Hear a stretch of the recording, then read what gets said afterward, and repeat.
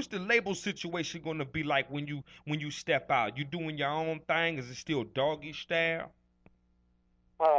You know, I done outgrew that little whole foundation over there, man. Because you know, since I've been down, you know, I ain't really received much support from the homies on that end, you know. But you know, me, I'm gonna make my own way. But you know, everybody showed their true colors, man. And you know, it didn't continue on the love that it was built on. And you know anything about me, you know, I don't participate in nothing fake. So, you know, I'm going to do my own thing. Already, that's official tissue, man. So you know, man, for the most part, man, we done had all of the homies, you know, especially from that side on the show before. You know, we fuck with all of them. They all touching their logged on the blog on.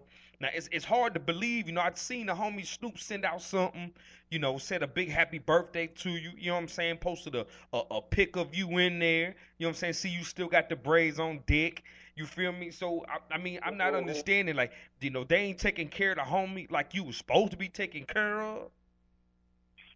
No, well, you know, it was, you know, when I left, you know, it was a little tension between us behind a contractual dispute Yeah. where me and homie Goldie wasn't really afforded our percentage. And I say homie, like, in the sense that, you know, he was my homie at the time, but, you know, we in negotiations right now to do something, but he even fell off on me. So, you know, ain't nobody really, stepped up to the plate, man, and really rolled this out with me from my camp, man, except Superfly, you know, and besides him, you know, the homie Exhibit, you know, he been consistent with me.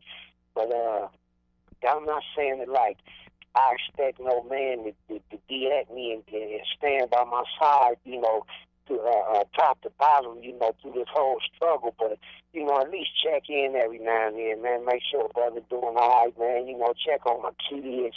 You know, we supposed to have this big old amount of love for one another. And, you know, whenever it was something on the line that needed some handling, you know, everybody was quick to come get me to get on the front line. But now, you know, it's out of sight, out of mind. So, you know, I respect it in the fact that it's human nature, but I don't respect it in the fact, you know, when you talk about how much love you got for me, and you know how much homies we is, and you know how we pushing the same, you know, clique and organization and all that, and you know you can't even follow through on nothing that we set in stone back when we was out there pushing on the bricks.